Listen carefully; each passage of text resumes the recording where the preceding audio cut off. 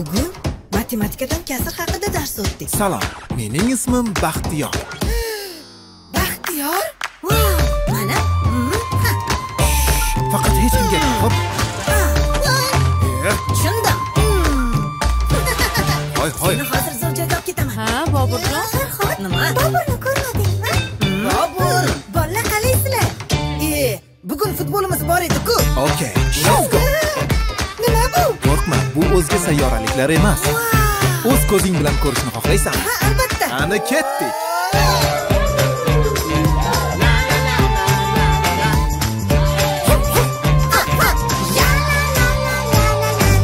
Rus tili darsidan yordaming kerak. Qalpoq qilib tashiyman. Nachili. Baxtiyor, ingliz tilini o'rgat. Okay, my friend. Go. I'm ready. Baxtiyor, matematikadan qiynaldim. Istasang kombinatorik uslubini o'rgataman. Nima? Kombinatorik uslubi? Baxtiyor. Uyg'on. Nima? Kim u? Qani? Uyquni ham beliga tepdinglar. Shunaqa ham ko'p uxlaydimi?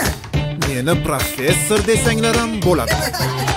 Bobur, kitoblardan ehtiyot bo'lib foydalan o'g'lim. Xo'p bo'ladi oyijon. Baxtiyor bizga o'rgat. Xo'sh. Endi bildim. Kerakli 5. Nima? Qani Yulduz? Qizimmisan? Bilmadik. Yo'q, bunday. Tushundim. Rahmat. Yo'q dedim senga. Yo'q. Nimaga tushunmayapsan? Senga yo'q deb aytdim. Buncha baqirib gapirmasa bu bolakay. Yo'q. O'zi ona suti og'zidan ketmagan bolaga qo'l telefonini berishni kim qo'ygan ekan, ha? Bobur, buncha baqirmasang, kim bilan gaplashding? Farhod bilan. Tushuntirsam tushunmaydi. O'zi do'sting bilan baland ovozda gapirishga majbur qilgan telefondagi suhbat nima haqida edi? Ko'rmaysanmi? Do'stim yana velosipedimni so'radi. Men yo'q dedim. Nega axir? Do'stlardan qizg'onish yaxshi emas. O'tgan safar berib turganimda g'ildiraklarini teshib qo'ygandi. Uni ustiga 1-2 marta yiqilib tushibdi ham. Bechora velosipedimni zo'rg'a o'ziga keltirgandim. Shunga bu safar bermayman deb aytdim. Sababini tushuntirdingmi? Baribir tushunmaydi. Bu qanaqasi? Oldindan boshqalar haqida xulosa chiqarish to'g'ri ish emas. Keyingi safar aytarman, lekin u baribir so'raydi. Bunday holda so'zlashish odobdan emas. Hoynahoy do'sting xafa bo'lgandir. Ha, yo'q, do'stim-ku. Mendan xafa bo'lmaydi. To'g'ri, do'stlar xafa bo'lmaydi. Lekin bu degani ular bilan qo'pol gaplashsa bo'ladi degani emas. Xafa bo'lmasa ham seni qo'pol gaping ozor beradi. Qani bu yoqqa kelchi. Senga bir hikoya aytib beraman. Bir qo'pol bola bor edi. Otasi unga har gal qo'pol gapirganida ayvon ustiga bittadan mix qoqishni buyurdi. Birinchi kuni bola ustunga 10 ta mix qoqdi. Ikkinchi kuni mix qoqishdan bezillab, kamroq qo'pollik qildi. Shu tariqa mixlar soni kamayib bordi. Nihoyat bola ustunga mix qoqmay qo'ydi. Shunda otasi: "Shirin gapirganingda bittadan mixni sug'ur" dedi. Bola otaning aytganini qildi. U barcha mixlarni sug'urib tashlagan kuni rosa quvondi. Lekin mixlarning o'rni ko'ziga xunuk ko'rindi. Shunda ota: "O'g'lim, qo'pol gapdan odamlarning qalbida jarohatlar qoladi. Ko'rdingmi? Endi ustundagi teshiklarni yo'qotib bo'lmaydi" dedi. Bu hikoya bilan nima demoqchiligimni tushundingmi, Bobur? Ha.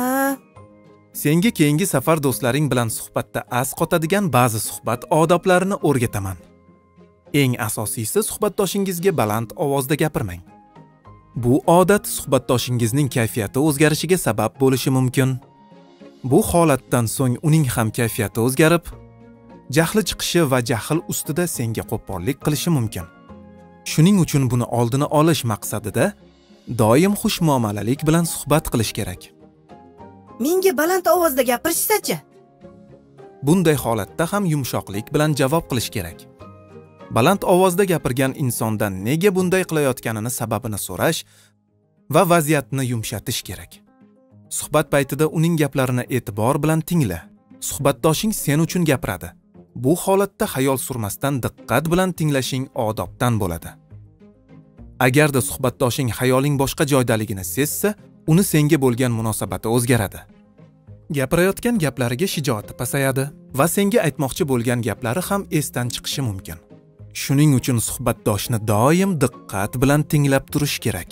Gaplarni tushunmagan joyingda qayta-qayta so'rash ham zarar qilmaydi. Yana bir oltin qoida. Bu suhbat paytida o'zingni maqtama. Faqat o'zingni maqtash bilan ovora bo'lsang, suhbatdoshing seni manmansiragan, o'zidan boshqasini ko'rmaydigan inson deb o'ylaydi. Shu sababdan bu ishni qilmagan ma'qul. Seni boshqalar maqtasin, o'zing aslo maqtama. Tushunarli. Agar xatolaringni tushungan bo'lsang, tezda do'stingga telefon qilgin-da, unga nima uchun velosipedingni berib turmasligingni tushuntir. Shunda u bundan keyin boshqalarning narsasini olganda avaylashni, qanday bo'lsa shunday holda qaytarishni o'rganadi. U meni tushunarmikan? Bobur, esingdan chiqmasin.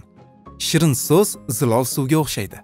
Zilol suv qayerga oqib borsa, u yerdan anvoyi gullar o'sib chiqadi. Shunday ekan u seni tushunadi degan umiddaman. Mayli. Hozir telefon qilib sababini xushmuomalalik bilan tushuntiraman. Faqat anvoyi nima degani? Anvoyimi? Har xil turli tuman degani. Chiroyli so'z ekan. Ha, albatta. Men unda Shoshma. Men senga yana suhbat davomida yordam beradigan ba'zi qoidalarni o'rgataman. Bularga amal qilsang, suhbatdoshlaring sendan rozi bo'lishadi. Mayli. Doim yumshoqlik bilan so'zla. Suhbatdoshingga ochiq chehra bilan gapir. Suhbat davomida o'ylab, andisha bilan gapir. O'ylamay gapirilgan gap pushaymonlik keltiradi. Kishilar gapirayotganda oraga gap qo'shma. So'zini bo'lma. Ko'p gapirma. Zero bu aqlli kishilarning ishi emas. Eslab qoldingmi? Albatta.